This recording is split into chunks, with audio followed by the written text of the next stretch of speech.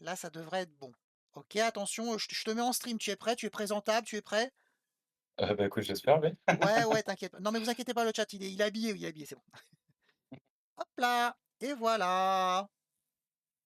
Comment ça va? Bonjour. Bien, et vous? Ça va très, très bien. Merci d'avoir accepté l'invitation. Pas de souci, avec plaisir. Alors du coup, bah, je vais juste te demander de te présenter, déjà qui tu es et après, on fera un partage d'écran de ton côté pour, que tu puisses nous présenter ton projet. OK, très bien. Alors, bah, moi, c'est Pierre Le Bourris. Donc, je suis actuellement, le développeur et le co-créateur du jeu Exot, qui va sortir la semaine prochaine. C'est un petit jeu de survie, je pense qu'on aura le temps d'en parler. Et puis à côté de ça, depuis 15 ans, je suis entrepreneur. J'ai une entreprise de création de logiciels, sur mesure, principalement pour des associations dans le domaine solidaire. OK, sympa.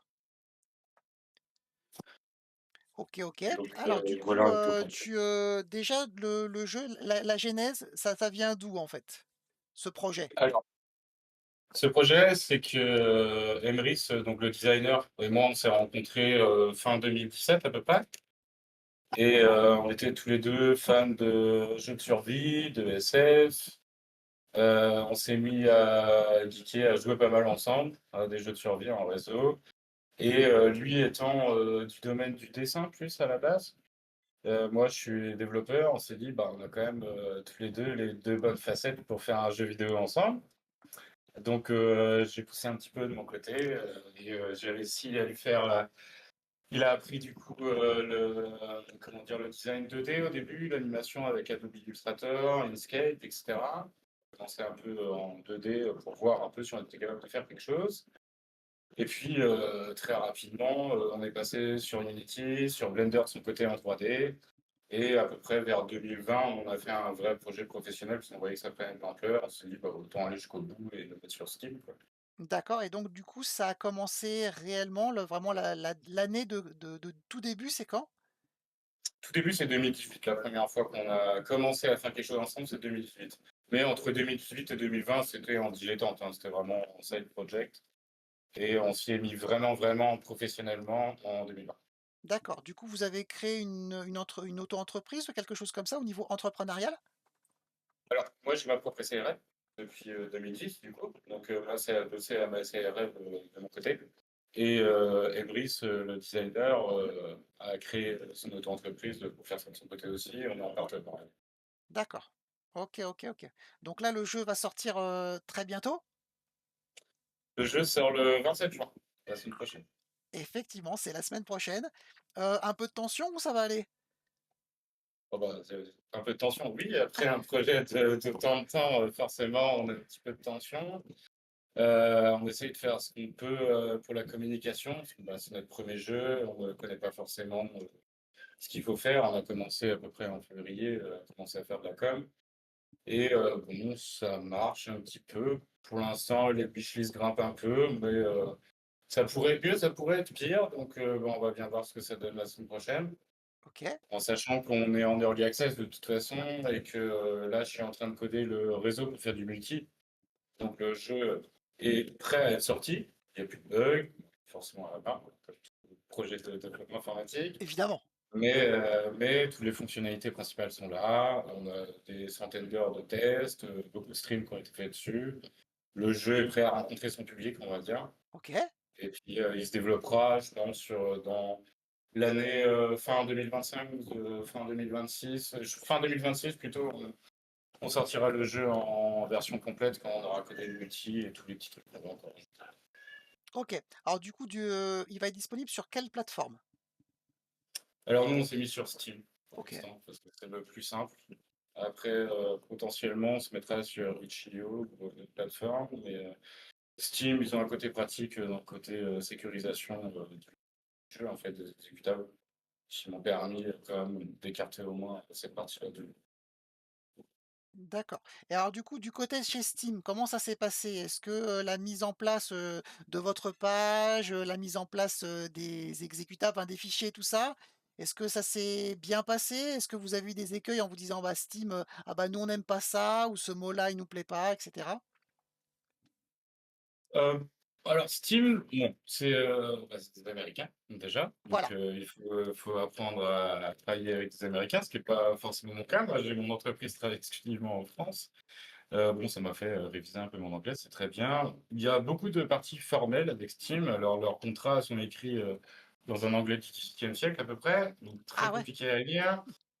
Ça m'a pris plusieurs journées parce que, comme tous les Américains, sont très procéduriers, donc c'est très, très, très cadré. Mais passé cette partie-là, au final, ça s'est très bien passé. Moi, j'ai une très grande liberté sur ce que je peux faire. Ils répondent, plus ou moins rapidement aux questions du temps à partir du moment où on les pose en anglais. Non, j'ai vraiment eu aucune censure de leur part ou quoi que ce soit. Ça a été, vraiment plutôt fun de travailler avec eux, en fait. La vérification technique, au niveau de la build, que je leur ai présentée, a été assez rapide, non, c'était, plutôt pas mal. Ils nous aident un petit peu sur la com et tout. Je m'attendais pas à autant de participation de leur part, surtout pas un petit studio comme le nôtre, mais je recommande. C'est pas grand-chose. En plus, on a c'est 100 € je crois, pour pouvoir, présenter un jeu chez eux et puis après, on en fait ce qu'on en veut, quoi. On peut même le mettre à disposition gratuit, on a la main, c'est pas surtout. OK, OK. Et du coup, au niveau de la conception de la page Steam, finalement, est-ce que ça se fait Mmh. facilement? Vous avez des contraintes techniques aussi au niveau des images, du texte? Ouais, ouais, ouais. Au niveau de la page, alors leur interface, Steamworks du coup, qui permet de créer tout ça, pas la meilleure interface que j'ai vue. Elle est très peu enfin, la documentation est pas forcément toujours très claire et les formats d'images sont très stricts, qui a demandé pas mal de temps à mon designer, parce qu'on n'avait pas forcément les bons formats d'images à la base. Même si on était en vectoriel, il y avait quand même pas mal de taf à faire. La préparation de la page de tout le magasin, en gros, ça a dû prendre quand même au moins 2 mois, 2 mois ou 3 mois, Ah quoi. ouais, Donc c'est un petit travail. On ouais, aurait dû s'y mettre avant, on pensait pas que c'était aussi, compliqué que ça à mettre en place. d'accord. Mais une fois qu'on a trouvé les bons formats d'images, qu'on a réussi à comprendre toutes les options qu'il y a dans Steamworks, ça roule assez facilement. D'accord, OK. Et du coup, pour faire cette page-là, est-ce que vous avez, des mises en place, hors ligne? Est-ce que vous pouvez tester la page avant qu'elle soit disponible au grand public? Vous avez ce Oui. système-là? Oui, on peut tout tester. C'est ça qui est bien sur Steam, c'est que moi, au final, je l'ai mis en octobre en fait de l'année dernière, sur Steam, et je peux faire des tests de build en temps réel via le client Steam, ce qui est pas mal, D'accord, notamment pour l'intégration des succès de toutes les choses qui sont, propres à Steam. Et puis, bah, comme tout, quand on lance notre code en mode non compilé ou qu'on le lance en mode compilé, on a souvent des surprises. Donc, non, non, c'est très bien fait là-dessus. On a des clés d'accès direct que je peux distribuer à mes testeurs. On a une page, fictive du magasin, en fait, une page de test qui nous permet de tester, quelle gueule aura à peu près notre page. OK. Même si on peut pas tout tester, parce qu'il y a des encarts publicitaires, ils mettent ça à leur sauce, en gros, dans l'algo. Et bon, il y a certains formats, à moins de les voir directement sur Steam, je peux pas vraiment les tester. Ouais, Mais 90% est testable. C'est d'accord, assez, OK. assez bien fait là-dessus. Ouais, bah, oui, c'est ça aussi qui est important mine de rien, sinon après, bah, tu te retrouves avec un truc qui est en public et bah, qui marche pas, quoi. Mmh. C'est ça. Et c'est ce dont j'avais peur. Et je pense que c'était une erreur de ma part, c'est que j'ai quand même passé, énormément de temps à tester de mon côté, à surtester pour être sûr qu'il n'y avait pas de bug. En me disant: «Le jour où j'appelle Steam et je signe avec eux, bah, ça y est, ça part en production» et pas du tout. En fait, j'aurais pu faire ça il y a 2 3 ans, ça m'aurait permis de faire de la com en plus parce qu'on peut mettre prochainement, le jeu apparaît, sur le client Steam en prochainement dès qu'on le décide. Donc non, c'est toute la phase de test est assez bien faite dedans. OK. Et du coup, en termes de com, vous avez décidé d'utiliser les réseaux sociaux? Vous avez d'autres réseaux, je sais pas, au niveau professionnel? Alors non, alors comme je disais, on est vraiment débutant, hein, sur tous les niveaux, y compris sur la com, OK, parce c'est que pas nous, grave. dans notre entreprise, on fait de la communication directe. En fait, on prospecte, on appelle, des clients, nos réseaux et cetera pour, démarcher les associations pour nos logiciels. Là, pour le jeu vidéo, ben, on s'est mis dans les réseaux sociaux. Alors, ni moi, ni le designer, ni mon ami avec qui j'ai monté mon entreprise n'étant trop aux réseaux sociaux. Alors, mon ami un petit peu, parce que c'est le commercial de la boîte, donc il a l'habitude un peu plus de ça. Mais on est parti sur les réseaux classiques. On a commencé par Facebook parce que, bah, toutes les années 80, donc forcément. Classique. Après, on est sur des réseaux un peu plus modernes, sur Discord, sur Instagram, Threads. On est même sur TikTok à la marge. Ah, même sur TikTok, quand Euh, même? ouais, ouais, bon, on fait des petites vidéos sur TikTok quand même. c'est à la marge, hein, c'est pas Ah, n'empêche que ça gratos, fonctionne. ouais, ouais, oui, ça va. Au nombre de vues, c'est assez impressionnant. Et ben On voilà, atteint tu vois? quelques centaines de vues très rapidement. Ouais.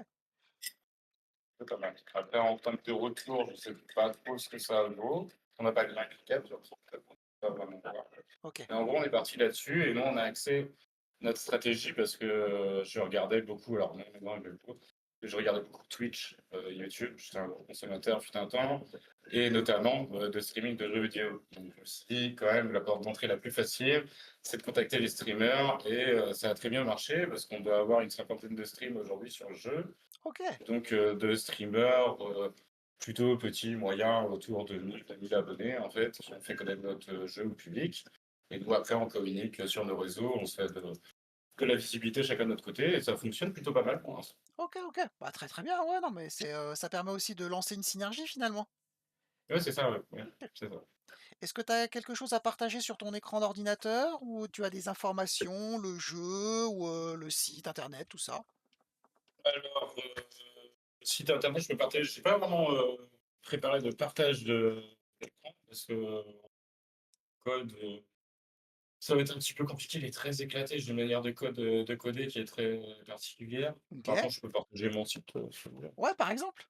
Comme ça, ils Notre vont le voir designer. directement. J'ai mis le lien du site internet dans le chat. Comme ça, s'ils veulent poser des questions, bah, ils peuvent. S'ils veulent découvrir, ils peuvent aussi. N'oubliez pas de wishlist aussi sur Steam, c'est important. Ah, Ça joue sur la visibilité du jeu. oui, la wishlist, c'est le nerf de la guerre sur Steam. C'est ça. Après, si tu peux montrer la page Steam aussi, tu as le site internet et puis la page Steam, comme ça Ouais, partage directement sur je ton écran. je C'est vais montrer ça, je vais c'est plus montrer les simple. 2, ça va être très simple. Donc, Hop. tu as utilisé quoi comme application déjà? Je me rappelle plus. Alors moi, je suis sur Unity. Unity, Donc ok. à la base, je code du C# donc Ok, bah, Unity, c'était, bah, logique. soit j'apprenais le C++ et j'allais sur Unreal et je connais déjà assez de langages comme ça, j'en avais marre j'avais pas envie d'en apprendre un autre, donc je suis resté sur Unity, tout facile. Ça, Donc ça voilà, marche je sais bien pas aussi, si on vous va pas voyez. voilà, on va pas réinventer la roue, hein.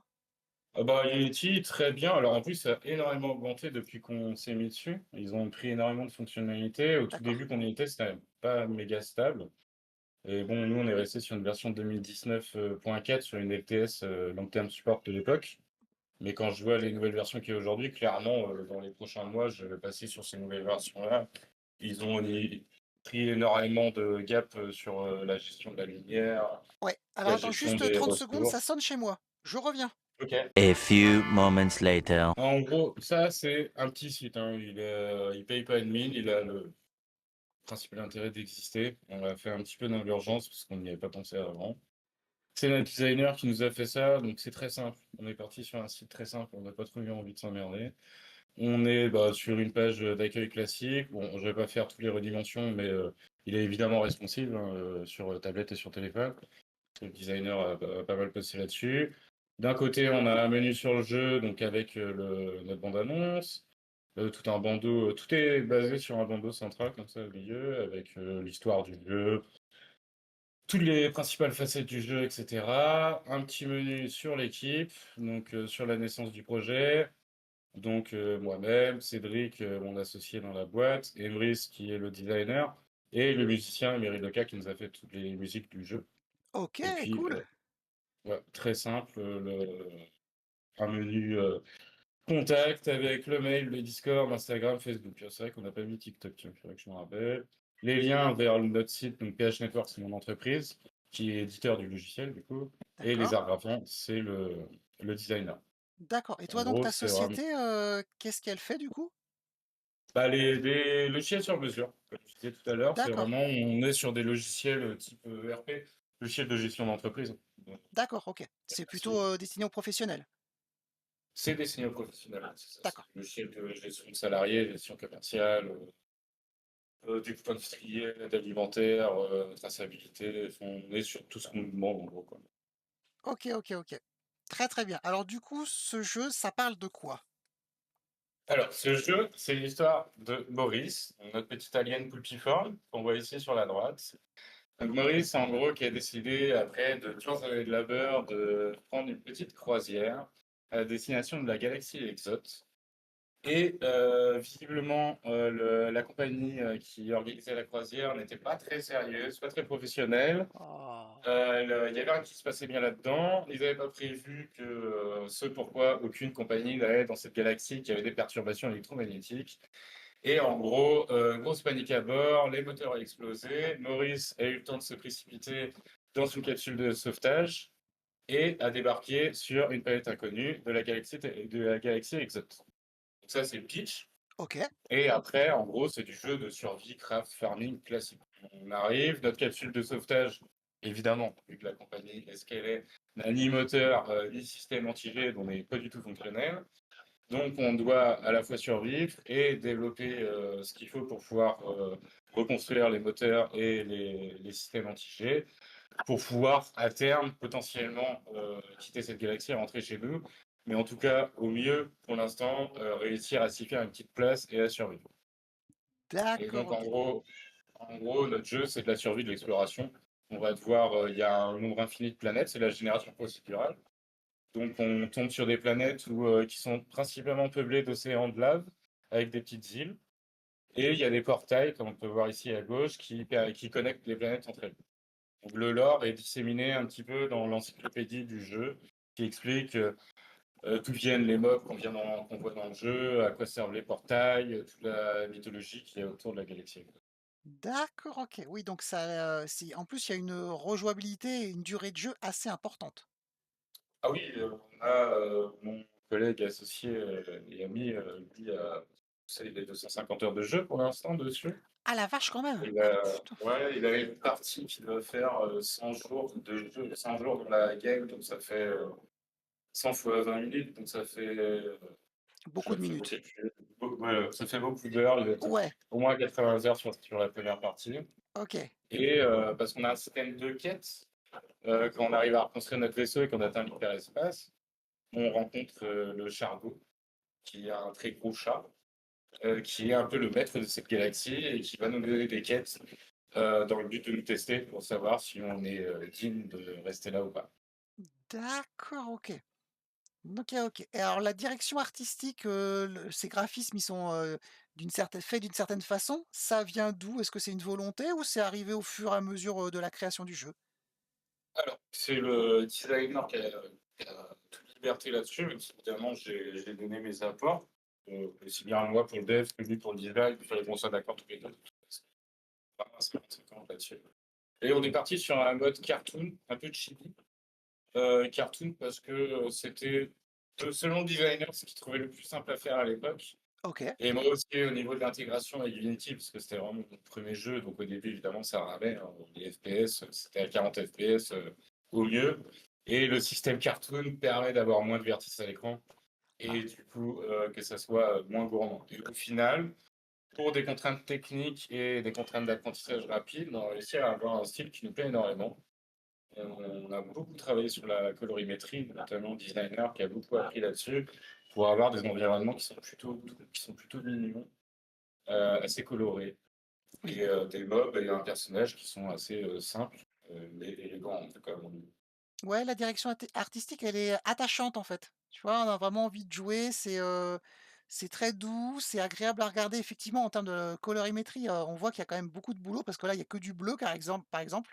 Ouais. Et là, on voit qu'il y a un travail formidable, qui a été fait à ce niveau-là. Mais c'est vrai qu'aussi qu'on se rend pas compte qu'il y a du travail à quasiment à tous les niveaux aussi. Ah bah, un jeu vidéo, c'est multi factoriel, hein. C'est vraiment, et alors évidemment au niveau du dev, Mmh. dev ça demande un travail de tous les sens, mais au niveau du design, au niveau du son, on s'y est mis sur la fin et heureusement, on a un ami, donc Meryl Deca, qui nous a fait la musique, qui lui, je vais pas dire un professionnel de la musique parce qu'il travaille pas dedans, mais qui en fait depuis sa tendre enfance, qui a développé énormément de techniques et qui a dû en développer une nouvelle pour faire une musique de jeu vidéo, qui n'a rien à voir avec ce qu'il fait d'habitude. D'accord et donc du coup, Euh, il a investi dans du matériel ou, ça a été fait comment, du coup, la musique de son côté? Alors nous, on a investi dans des licences, on a investi dans des licences Reason, et cetera, et lui, il a déjà pas mal de matériel. Il a pas forcément investi plus que ça, c'est nous qui avons investi sur le peu de licences qui lui manquait. Et non, il est parti, après il a déjà quelques instruments, et puis c'est une passion pour lui, donc il avait déjà accumulé pas mal de matériel avant qu'il s'y mette. Ouais, ouais, ouais, c'est clair qu'à ce niveau-là et donc du coup, en termes de processus de création, est-ce que vous vous retrouviez à certaines dates, par exemple, je sais pas, toutes les semaines, tous les 15 jours? Ou c'est vraiment au fur et à mesure que le jeu avançait, que vous estimiez qu'il y avait besoin de se rencontrer? Est-ce que vous vous rencontrez, par exemple IRL? Vous êtes tous dans le même coin? Est-ce que ça se passe en visio? Alors, il y a eu plusieurs phases. À un moment, j'ai vécu avec le designer en colocation. Donc, en vivant en colocation, on peut faire des réunions un peu tous les jours. C'est vrai. Comment dire? Mérite Lucas, mon ami, on se voit, régulièrement les week-ends et cetera. Et là, dernièrement, on est plus passé parce que donc notre entreprise, on travaille, chez nous. Du coup, je suis revenu vivre en location avec mon associé et donc du coup, là, on est principalement en visio aujourd'hui. D'accord. On fait des visios, alors là, on est sur la fin et on a d'autres projets à côté qui nous prennent pas mal de temps, mais on était sur, 3-4 vidéos par semaine. Aujourd'hui, on en est plutôt sur 1. OK. D'accord, d'accord et derrière, il y a un business plan, il y a des ambitions, de créer peut-être des DLC plus tard, d'augmenter les contenus, d'ajouter des features? Est-ce que déjà vous préparez finalement l'après-sortie? Bien sûr. Moi, je le vois toujours, un peu en avance. Après, ça va dépendre du succès financier du jeu, évidemment, parce que Oui, 5 ans, sans aucune recette, moi, j'étais adossé à mon entreprise, donc ça va, je me fais déjà un salaire. J'ai quand même dû mixer, de continuer à faire mes chiffres pour mes clients et de faire le jeu vidéo, ce qui était quand même un sacré challenge. Mais, si, le jeu financièrement fonctionne, oui, j'ai déjà un scénario de suite qui est écrit sur mon bureau, depuis 6 mois et de toute manière, qu'il fonctionne ou pas, je vais mettre en place le multijoueur parce que c'est quelque chose qu'on voulait faire depuis le début. J'ai malheureusement pas eu le temps de faire et vu que ça durait, on a décidé de sortir le jeu sans multi et bien sûr, on va rajouter du contenu. Ça va dépendre d'à quel point le jeu, fonctionne au niveau des ventes sur Steam. d'accord et Je du vais dire. coup le multijoueur va apporter quoi? Le Mmh. fait parce que là je le vois plutôt enfin je le vois bien le mode solo, je j'arrive à l'appréhender, mais Mmh. le mode multijoueur, qu'est-ce que ça va apporter? Bah, alors c'est le multi, c'est comme tous les multi en réseau justement, Emrys et moi on était pas mal, à jouer à Raft ou, Don't Starve ou, ce genre de jeu en fait, ou Scrap Mécanique et le côté survie à plusieurs, il y a un petit côté sympa où on va créer notre base ensemble. Il y en a un qui va s'occuper du farming, l'autre de l'élevage, l'autre qui va aller plutôt explorer, on peut se partager les tâches et comment dire? Les mobs, même si ça paraît mignon comme ça, notre monde est relativement agressif. Les mobs sont quand même assez difficiles à comment dire? À affronter et en étant plusieurs, évidemment, ça sera beaucoup plus simple, mais c'est surtout le côté de se retrouver à plusieurs sur un monde ouvert, pour se faire notre petite maison. Ouais, on peut se faire des sessions en multi et comme tu dis, chacun va avoir une tâche dédiée finalement, là où il est le meilleur et puis, du coup, il va apporter son tribut à tous les autres C'est ça, personnages. OK. un peu Donc comme sur Minecraft, pour ce genre de ouais, tout à fait, ouais. Donc du coup, il y a quand même, faut pas trop se fier, au côté un peu kawaii des graphismes, on est d'accord? Ça reste hostile? ah oui, ça reste hostile. C'est mignon, mais énervé. Les mobs sont très hostiles, ils veulent clairement pas de vous, sur leur planète. Notre D'accord, petit Maurice est plutôt démuni, donc il a son petit robot Click. Son amie, parce que c'est au féminin, truc. d'accord, Et c'est elle qui fait tout, en fait, parce que Maurice, comme vous voyez, il n'a pas de bras. c'est vrai. Et c'était techniquement, en plus, c'est comme ça que Click est arrivé. Hein, la petite anecdote, c'est que j'avais demandé à Emery, je dis bah, qu'est-ce que tu verrais comme personnage pour le joueur. Il m'a dit un poulpe, je dis, bah, pourquoi pas. Et il y a un moment, on se dit, ouais, mais il n'a pas de bras. Et du coup, pour manier une pioche, manier les armes, ça va être compliqué, l'animation. Et c'est comme ça que j'ai eu l'idée du petit robot Click, qui a résolu tous les problèmes. Et c'est Click qui fait tout. Et Maurice se prend les coups et ordonne à Click de miner, d'attaquer, de planter, de construire. D'accord, c'est un vrai binôme. Ouais, L'un marche pas sans l'autre. ah non, ah, Click pourrait s'en sortir tout seul. Et C'est Maurice, vrai. Ouais, mais bon, mais regarde la tête qu'il a, tu pas envie de le laisser tout seul aussi? ah, il a un petit côté flegmatique, Maurice, mais oui, lui, il est pas armé pour la galaxie, mais Click fait partie du package de sauvetage justement de la compagnie de croisière. OK, OK. Est-ce que tu peux nous montrer la page Steam du coup? Oui, bien sûr.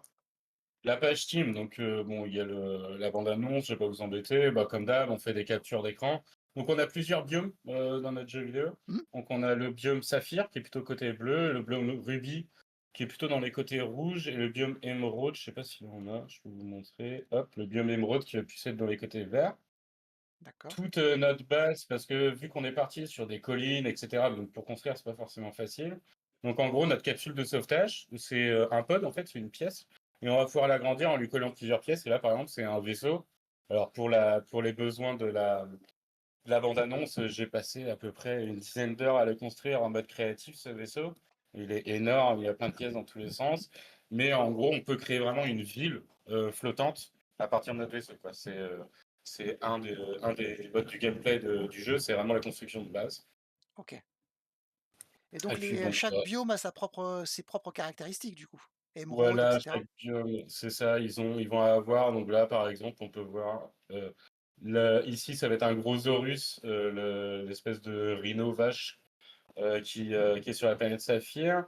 Les petits lamas, là, c'est des lamoutes qui vont être sur les planètes Ruby. Et les espèces de petits écureuils, là, c'est les lapreilles qu'on va trouver sur les planètes Émeraude. D'accord. Et après, en gros, le Grosaurus va donner du lait. Le lapreille va donner un substrat qui permet de faire de l'élevage dans des incubateurs. Et le lamoute va permettre de donner de la laine qui va servir à l'isolant pour la construction des pièces.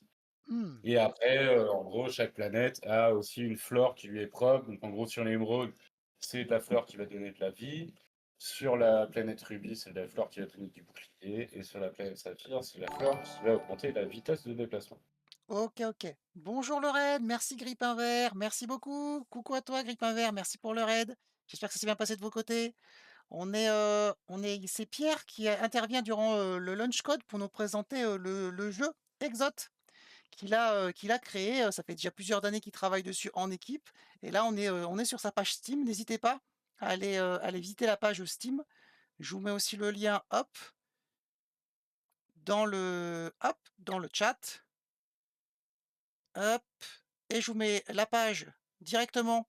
Donc ça, c'est Exot Game FR-/jeu, et vous avez toutes les informations dessus, notamment la page pour aller sur Steam. Et n'oubliez pas d'aller witcher le jeu.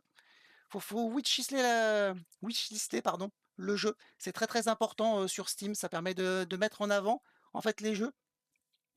Et donc là, c'est un jeu français, ça fait plusieurs années, donc c'est Pierre qui est là, qui est, là depuis le départ avec le graphiste. Ensuite, l'équipe ça a grandi, avec notamment le musicien.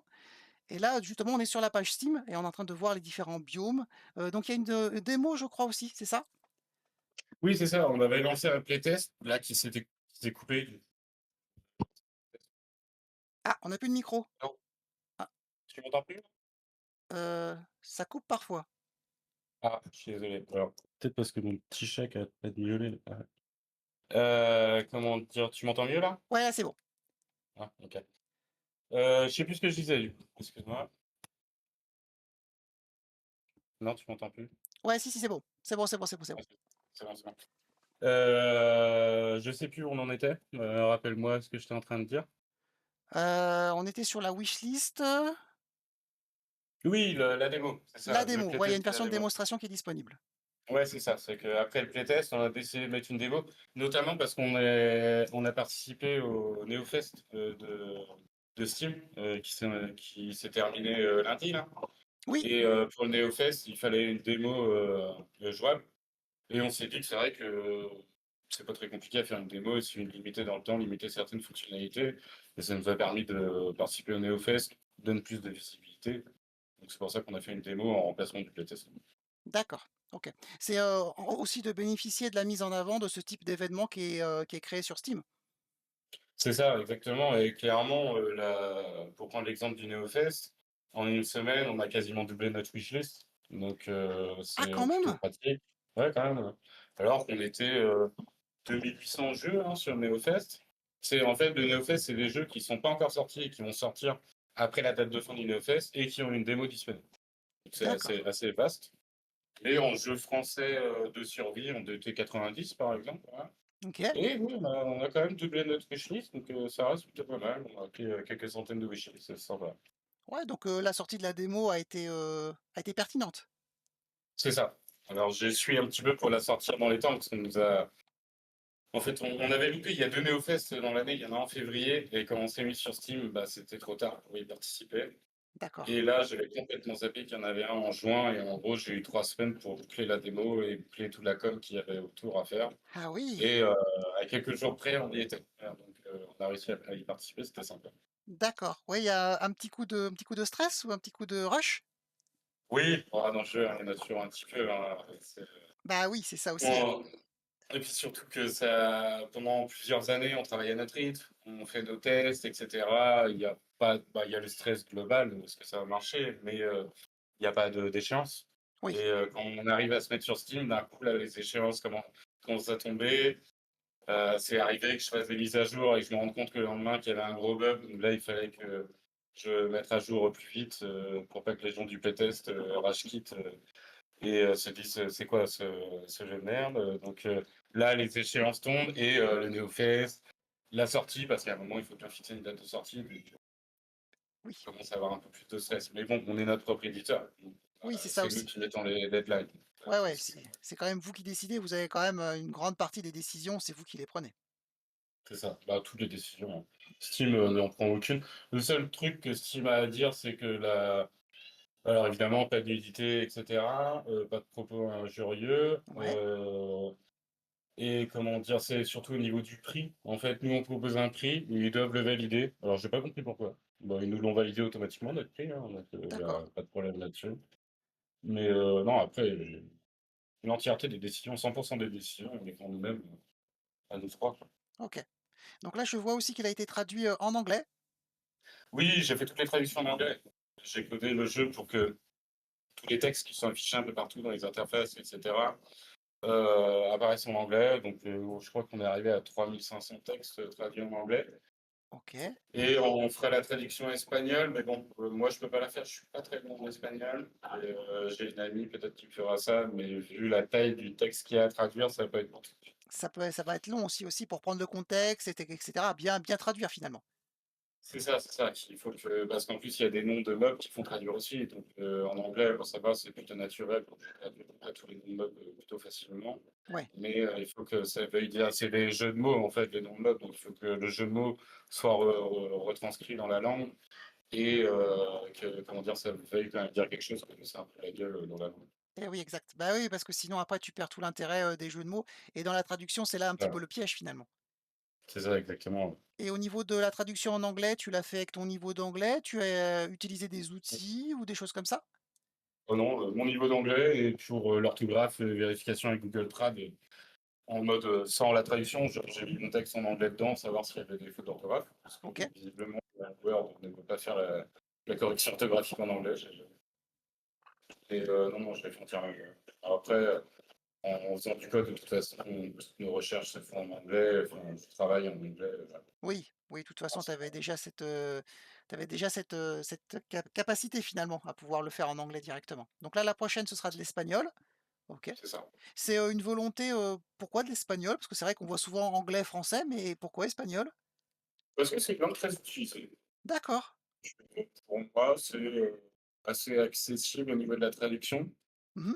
parce que je connais des personnes qui ont vécu dans des pays hispaniques, donc hispaniques en tout cas. Et du coup, j'ai cette possibilité. Et au niveau des langues les plus parlées, on est quand même sur le chinois, mais bon, le chinois, pas de bon sens. Oula, Traduction chinois. chinois, mandarin, choses comme ça? Ah, voilà, c'est compliqué. Puis après, on tombe sur l'anglais, français, espagnol, en fait, qui sont les langues très parlées sur la planète. D'accord. OK, OK. Et là, actuellement, c'est disponible sous Windows. Est-ce qu'il y a d'autres plateformes envisagées? Alors aujourd'hui, vu que c'est du Linux, c'est du Unity, on a compilé pour Windows, Mac et Linux, OK, donc de manière native. Il y a uniquement le Steam Cloud pour l'envoi des sauvegardes au niveau du cloud de Steam qui est configuré que pour Windows. Mais pour l'instant, on est compatible Windows, Mac, Linux. Et dès qu'on aura fait la prise en charge de la manette, on fera ça aussi sur Xbox, PlayStation. d'accord. Là, actuellement, c'est, clavier souris? Clavier souris. OK, pas de manette pour l'instant? Non, pour l'instant. Après, pour un jeu de survie, en général, Ouais, la majorité des joueurs jouent clavier-souris. C'est plus pour pouvoir mettre sur les consoles qu'on mettre en place la gestion de la manette. Et pour les quelques-uns qui préfèrent jouer à la manette, c'est ça. Au moins, il moi y je aura la fais pas. possibilité. Oui, c'est ça, exactement. OK, OK. Donc du coup, quand le jeu, sera, sorti de son accès anticipé, vous allez le mettre sur les 3 plateformes? Fur et à mesure, ouais. Je vais d'abord coder le réseau dans l'ordre de priorité des choses. OK. Et après, je le sortirai sur les autres plateformes. OK, OK. Mais bon, d'office, il sera Windows, Mac, Linux. D'accord. Ah merci Alors Philippe Mac, il va Invert, tout il a tester. wishlisté le jeu. Ça a l'air super original. Ah, très bien, Oui, ça va être merci. trop bien. Oui, sur le chat, ils sont, oui, oui, ils sont intéressés, surtout le fait qu'il y ait une démo, tu vois? En fait, ça a joué tout de suite parce qu'il Mmh, y a plusieurs enfin plusieurs viewers qui ont marqué: «Ah c'est cool, il y a une démo». Donc tu vois, ça a mmh. eu son intérêt. Oui, la démo, c'est vrai que moi j'aime bien quand il y a une démo dans un jeu quand même. Mmh. Et bah, c'est souvent ça, c'est un concours de circonstances, hein, parce que c'est vraiment pour le NeoFest qu'on a pensé à faire une démo. J'étais pas trop chaud au début, je savais pas trop, j'avais déjà assez de code comme ça à faire, et au final, c'est pas très bon à faire. Ça permet aux gens de découvrir plus facilement. Et même NeoFest mis à part, ça a quand même augmenté notre nombre de wishlists, la démo. Les gens, je pensais que le playtest allait avoir cet effet-là, parce que le playtest, pour le coup, c'était le jeu complet, il n'y avait aucune limite. D'accord. Mais le playtest, comment dire, donne une impression aux gens que le jeu est encore en bêta, qu'il n'est pas fini, qu'il y a des bugs, etc. Alors que nous, c'était vraiment pour avoir le retour des joueurs. Notre jeu, il était déjà débugué depuis longtemps quand on a mis le playtest. Et en fait, ça a donné envoyé le mauvais signal aux joueurs. Et la démo envoie un meilleur signal, comme quoi le jeu n'est pas bugué, n'est pas sans contenu, il est très bien jouable aujourd'hui. Sur une partie, on peut faire très facilement 30-40 heures de jeu avant d'être ennuyé par le jeu. Et si on veut vraiment tout finir, mon ami, il a speedrunné. Je crois qu'il a speedrunné en 50 heures, mais faut OK. aller jusqu'au bout des quêtes, mais c'est un grand minimum. Mmh. Ouais, ce qu'ils disent dans le chat, la démo s'était passée de mode, mais ça revient en force. Bah oui, parce que ça donne quand même l'occasion, de vraiment pouvoir tester le jeu, c'est le principe. Mais comme tu as dit aussi Pierre, c'est que ça montre aussi que le jeu est fini et qu'on vous en montre un morceau. Donc ça on n'a C'est pas, ça. cette sensation de bug ou de d'inachevé. Mm. C'est ça exactement. Et la Et démo du coup pour la faire, c'est un morceau du jeu ou, enfin comment tu as appréhendé justement la démo? alors la démo, moi je suis parti sur une limitation de durée. Alors il y a quelques limitations de fonctionnalité. C'est-à-dire qu'on n'a pas accès au mode créatif. Je pense que sinon on verrait trop du jeu d'un coup, c'est pas forcément. On n'a pas accès on n'a pas accès au créatif, on n'a pas accès à la customisation des parties, si je me souviens. Ah si, ça je l'ai bien fait. On ne peut pas créer de points de sauvegarde, on a une sauvegarde unique. Et OK. la principale, les deux principales limitations, c'est sur le temps de jeu. Donc là, comme vous pouvez voir, les bugs sont relativement vénères Agressif. sur la bande-annonce. Mais encore là, ils sont encore plus vénères aujourd'hui. Là, c'était du simple. Comment dire, en gros, c'est la limitation de temps. On a le droit à 10 jours de jeu, donc ça fait à peu près 4 heures de jeu. OK. Et on ne peut pas aller dans l'hyperespace, on ne peut pas aller rencontrer le chariot. On est en train de voir d'ailleurs là sur la. D'accord, ouais, mais ça d'accord, donc c'est des limitations, qui n'empêchent pas d'apprécier le jeu. Enfin, je veux dire, c'est pas trop limitant, en fait? On peut vraiment crafter tout ce qu'on veut. On peut, comment dire, découvrir plus de la moitié du jeu. On peut découvrir tout le gameplay, tout ce qui fait la particularité d'Exode, toutes les constructions, les combats, la construction de base, etc. On peut déjà se balader sur les planètes via les portails, construire le overboard, faire vraiment énormément de choses dans le jeu. En fait. C'est plus une limitation du temps. OK, et tu as parlé d'un mode, créatif? Oui, on a mis un mode créatif en place parce que alors, moi, ça m'est arrivé de temps en temps sur Minecraft de passer un mode créatif, mais Emrys, le designer, était pas mal créatif et beaucoup de personnes me l'ont demandé. Donc au final, ça permet de tester, parce qu'il y a toute une partie automatisation aussi qu'on peut faire sur les ateliers, etc. Et c'est vrai qu'en mode créatif, c'est un peu plus simple pour tester les possibilités de ce genre de choses, OK. sans comment dire, être en mode survie, galérer à construire quelque chose et se dire, ah non, c'est pas du tout ça que j'aurais dû construire. Moi, le mode créatif, c'est la possibilité. OK, OK. Beh, ça apporte aussi, de la rejouabilité, finalement? Oui, c'est ça. Ah bah oui, oui, le jeu est rejouable bah, comme n'importe quel jeu de survie. Hein. Comme, Ouais, moi, Minecraft, j'y ai joué pendant des années. Je sais pas combien de centaines d'heures de jeu j'ai dessus. Bon, aujourd'hui, ça m'est passé, mais ça reviendra. Il y a des fois, on a envie de retrouver l'univers et de repartir dans la construction, dans la conquête, etc. Mmh. De partir sur telle ou telle stratégie. Ouais, ouais, ouais, ouais, ouais, c'est ça. Bah, tu reviens volontiers, en fait et tu vas redécouvrir peut-être d'autres choses que tu avais pas vues sur le nombre de joueurs le nombre, de jeux que tu as fait avant, finalement. Ouais, c'est ça, ouais. C'est plutôt et puis surtout le côté multi, pareil, on va décider parce qu'on peut avoir du PVP aussi, donc il est déjà un petit peu modable et je l'ai codé pour, le rendre de plus en plus modable.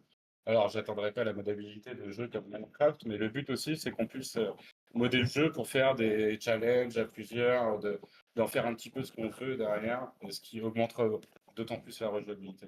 Oui et du coup, les joueurs pourront se l'approprier aussi avec ce type de mode.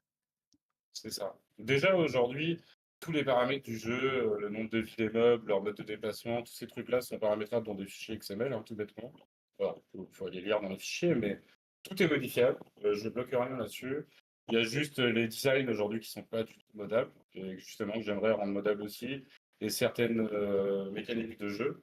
Mais il y a énormément de choses qui sont modables. OK. Non, non, bah, Moi, à c'est la base, mon cœur de métier, c'est le ciel sur mesure. Donc, j'ai toujours créé des frameworks qui sont adaptables. Je travaille beaucoup avec la base de données, donc là, c'est avec des fichiers de serialisation, mais le principe est le même. Plus je préfère changer une valeur dans un fichier XML que de devoir recoder un comportement. mmh. Donc, je vais coder un comportement qui est modable de base, et après, je vais l'ajuster selon les meubles via des fichiers XML, quoi. OK. OK, OK, OK, OK. Ouais, non, mais c'est bien de voir un peu les coulisses, comment ça a été créé, la manière aussi dont vous avez abordé, bah, le fait que voilà, ce serait des fichiers XML et cetera. C'est toujours intéressant de voir un peu les coulisses, parce que là, nous, on voit les graphismes, on voit comment ça fonctionne, mais, il y a toute une Mm. recherche derrière et puis, finalement, tu as fait avec, tes connaissances actuelles, te toutes tes capacités que tu avais, au niveau professionnel, ça t'a servi du coup. Ah bah, clairement. Après, moi, j'ai appris le dev tout seul de base, parce OK. que moi, j'ai une formation plus administrateur système réseau. J'ai un master en administration système réseau. Et très vite, le métier m'a pas trop plu et du coup, j'ai décidé d'apprendre le développement par moi-même quand j'ai monté ma boîte en 2010 et donc d'apprendre le dev de jeux vidéo, bah, c'était dans la continuité, hein. J'avais déjà appris le C# tout seul. Là, j'ai appris comment fonctionnait Unity, les composants et cetera. Bah, J'ai ouais, essayé hein, de rentrer dans la logique, de toute façon, le dev, il faut aimer apprendre. c'est Sinon, ça. C'est on ça, ça. apprend Puis, jamais. puis découvrir des nouvelles techniques, discuter avec les autres, partager, voilà, ça qui est important aussi. C'est ça, ouais. Et aujourd'hui, bah, ChatGPT qui, mine de rien, j'ai mis un peu de temps à m'y mettre, mais pour certaines choses, c'est un Google amélioré qui peut être sympa. Ma sortie de. J'ai eu des. J'avais un bout de code que je cherchais depuis des années, que j'ai trouvé aucune documentation dessus. Et je crois que c'est une des premières questions que j'ai posées à ChatGPT. Et au bout de deux, trois reformulations, il m'a enfin trouvé les quelques lignes de code qui n'allaient pas. Alors, c'est plutôt pour mes logiciels. Mais c'est en plus sur WPF, donc c'est une technologie Microsoft qui n'est pas trop documentée sur Internet. OK. Et il m'a Ouais. enfin permis de sortir de la passe. Donc, ouais, c'est beaucoup d'échanges sur les forums, avec ChatGPT maintenant, mais beaucoup d'apprentissage en permanence. En gros, il n'y a pas une semaine qui se passe sans que j'apprenne une nouvelle chose. Oui, oui et puis l'IA, de toute façon, ça reste un outil, qu'il faut apprendre à utiliser, correctement et savoir s'en servir pour avoir les bons résultats, finalement. C'est ça, moi je vois vraiment ça comme un Google amélioré, hein. Mmh. Aujourd'hui, je ne lui demanderais pas de me créer un bout de code, parce que les bouts de code qu'il m'a donné, il me le donne sans que je lui demande, hein. Mais bon, c'est pas, oui, c'est du code de débutant, c'est bien comme ça, c'est une valeur d'apprentissage. Quand je faisais des cours en administration système réseau, c'est des bouts de script qu'on aurait pu me donner et tout qui sont sympas pour appréhender la réalité de ce qu'on est en train de te dire. Mais ChatGPT, à mon goût, n'est pas du tout calibré pour coder quelque chose de complexe non plus. Je peux pas trop lui en demander. Mmh. Ça reste un Google amélioré. Ouais, ouais, ça reste un outil, mais comme tu l'as dit, ça peut rendre service, mais, ça va pas aller, beaucoup plus loin que ça. Oui, c'est ça. Mmh. Pour l'instant. Après, on Bien sûr, verra en bah, quoi ça. Je pense que c'est plus au niveau commercial. Parce que c'est vrai que mon comptable me parlait du compte rendu de réunion, ce genre de mmh, choses. Bon, des travaux un peu rébarbatifs qu'on donnait traditionnellement aux stagiaires et compagnie. Mais dans tout ce qui est créatif, alors après, moi, je suis un artiste dans l'âme, je considère le développement comme de l'art. Et pour moi, la créativité humaine est la base de tout. Et c'est bien d'automatiser. Je code parce que je suis fan d'automatisation. Par contre, on ne peut pas automatiser la créativité et je ne pense pas qu'on soit en passe d'avoir une personnalité en mode IA. Et pour de la créativité, il faut une personnalité. Oui, Ça, oui, c'est tout à fait. l'IA ne fait que retraiter statistiquement, la plus grande probabilité de réponse qui peut être donnée à une question. Oui, ça reste très, très schématisé, très mathématique finalement. Ça, c'est ça. Et en termes de Je vais créativité, ça ne fait pas tout. c'est ça. Je vais couper mon partage parce que je vois que ça va passer en boucle. Hop, Ah, hop là, tac, il hop, passe où mon truc? OK, Tac. parfait. Merci beaucoup pour, d'avoir participé à l'interview. Merci d'avoir accepté l'invitation. C'était vraiment très intéressant. On a découvert toutes les coulisses et puis, toute la genèse. On voit un petit peu comment vous avez fait, comment vous avez vu les choses et c'est vraiment super intéressant. Ah bah, je le conseille à tout le monde, ne serait-ce qu'en side project, si vous voulez apprendre à coder, heu, c'est apprendre à développer, au final, étant moi-même un autodidacte, je peux vous dire que c'est beaucoup plus facile qu'il n'y paraît. C'est une question de logique, au niveau technique, il y a pas grand-chose à faire et pour apprendre à coder, rien de tel que d'utiliser des moteurs comme Unity qui sont très faciles à utiliser et de se créer son petit jeu vidéo dans son coin, Ouais. en side project. C'est très satisfaisant, vous pouvez arriver très rapidement à un petit résultat. Unity fournit des tutos sur son site qui sont assez clairs. Tout est gratuit, vous pouvez même faire de la modélisation 3D avec Blender de manière gratuite, du vectoriel avec Inkscape de manière gratuite. C'est très abordable et si vous n'avez pas de hobby, il y en a qui font des maquettes, bah, vous pouvez faire du jeu vidéo, ça va vous intéresser. Ouais et puis Très facile. c'est concret, ça te permet de faire une ligne directive et puis, bah, tu mets les mains dans le cambouis et puis vraiment tu crées quelque chose et puis c'est vraiment concrètement, bah, tu vas aller chercher des infos, tu vas discuter avec des gens, puis bref, bah, tu apprends, la curiosité elle est là, la créativité elle est là et il y a plus qu'à se lancer maintenant. C'est ça. Et j'ai eu plusieurs stagiaires, dont des stagiaires de découverte de troisième que j'ai mis dedans, qui étaient pas sûrs. Le dernier, là, il hésitait entre, partir sur la sécurité réseau ou sur le développement et je lui ai dit: «Bah», il est passé une semaine chez moi où je l'ai mis sur Unity à faire un début de jeu. Il m'a rappelé, il m'a dit: «Bon, je vais me mettre sur le développement, je pense». C'est bon, il a trouvé sa voie. C'est ça. Bah, c'est fun le dev. C'est une Bah, passion, oui. ça prend beaucoup de temps, mais c'est très sympa. Ouais, ouais, ouais, c'est très sympa et puis, quand tu crées ton jeu ou quand tu crées ton side project, on n'est pas obligé de se mettre la pression sur le temps, sur des deadlines ou des choses comme ça. Tu le fais quand tu as envie, tu le fais, quand tu as eu l'idée et cetera.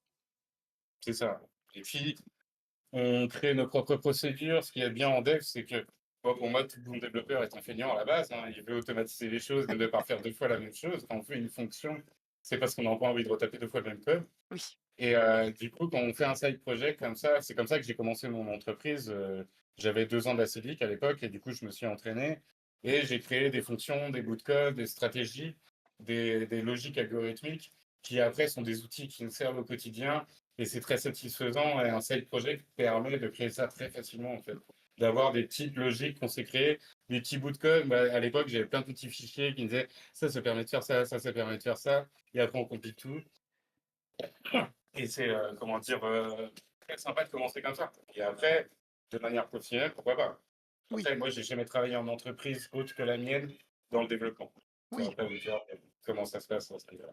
Mmh. Je sais pas si c'est aussi fun. Moi, l'administration système et réseau en entreprise, c'était pas fun du tout. Ouais. Si ça se trouve, le dev, c'est comme ça, je sais pas. Je Ouais, saurais pas vous peut-être dire, aussi mais et c'est vrai que maintenant, on a quand même accès à pas mal d'outils, enfin, c'est ça reste quand même plus accessible qu'il y a, quelques dizaines d'années où c'était vraiment, de niche et c'était assez compliqué d'avoir des informations. Là, en termes d'accès à l'information, en termes de quantité d'informations et de qualité de formation, de cours ou de doc, là, c'est vraiment beaucoup plus accessible qu'avant et ce serait dommage de passer à côté parce qu'après vous pouvez tester et voir si ça vous plaît ou pas. bah, c'est sûr que moi, la première fois que j'ai entendu parler de code, j'avais une dizaine d'années, c'était sur mon Amstrad, j'avais un pavé comme ça de basique C'est en ça. bouquin On a là. et voilà et j'ai codé, les premières fois là-dessus. C'était quand même beaucoup plus compliqué, beaucoup, moins fun qu'aujourd'hui, clairement, internet là-dessus, notre ami, il est Ouais. full de vidéos, de sites, d'aides, de forums, qui permettent d'apprendre très rapidement. Oui et puis sous de différentes formes, il y a plusieurs pédagogies qui se Mmh, sont créées. Avant, au début, bah, il y avait, par exemple, Hebdogiciel ou choses comme ça, mais c'était assez carré, assez brut, assez difficile d'accès et maintenant, il y a toute une pédagogie qui s'est mise derrière sous différentes formes de présenter comment apprendre le Python, par exemple. Tu as 1000 et une façons d'apprendre le Python ou un autre langage de programmation. Donc du coup, mmh, tu peux trouver celle qui te convient le mieux aussi. le Python, ils ont fait beaucoup de communication là-dessus. Ils m'ont même presque donné envie d'apprendre le Python à un moment à force de voir des vidéos arriver, Ah, tu vois? Ah non, on va finir par y arriver, Pierre. Je t'avoue que ça ressemblait un peu au scripting que je faisais avant, donc du coup, j'étais moyennement tenté, mais pourquoi pas un de ces jours, si j'ai un peu de temps, je testerai. Bien sûr, non mais là tu peux le tester, mais dans l'univers du jeu vidéo, tu vois? Pas en scripting, Ouais, enfin tu vois? De manière un peu ouais, plus ouais. fun. Ouais, c'est ça, oui, parce que le scripting, bah, c'est dans le cadre de l'administration d'un système, bon, Ouais. c'est pas ce qui est le plus passionnant, hein. Non, non, non, non, Heu, fait du packaging et ce genre de choses, c'est quand même pas la partie la plus fun du dev. c'est clair. Contrairement aux jeux vidéo qui est, le graal de tout développeur, hein. Bien sûr. Et après vous pouvez faire, des serious games aussi, hein, si vous voulez, il y a pas de problème. Il y a de tout dans le jeu Mmh, vidéo. ouais, c'est ça, exactement. Merci beaucoup Pierre, merci beaucoup d'être intervenu durant ce lunch code. On va rester en contact bien entendu, voir un petit peu comment la Mmh. sortie ça s'est passé et puis voir, bah, comment ça va continuer avec, le multijoueur qui va se mettre en place, l'espagnol qui va se mettre en place, la, disponibilité sur, plusieurs plateformes. On a dit, l'année prochaine tout ça? L'année prochaine, je pense que, ouais, on aura passé un gros gap. Déjà, d'ici à la rentrée, je vais tout faire pour que le multi soit en place OK. et là, ça relancerait un petit peu on relancerait un petit peu la com là-dessus et je pense qu'il faut se donner une année, ouais, pour que tout ce qu'on voulait mettre dans le jeu soit dans le jeu. OK, très bien. Et ben, on reste en contact et puis, du coup, OK, tu reviendras peut-être pour, bah, le lancement de la version, définitive, enfin la première version, ouais, la sortie très de l'accès bien. anticipé. Bah, merci de m'avoir invité en tout cas, c'était très sympa de pouvoir, parler de la passion. Parfait, merci beaucoup. Bonne journée à toi et puis à la prochaine. Bonne journée, au Bye. revoir. Ciao.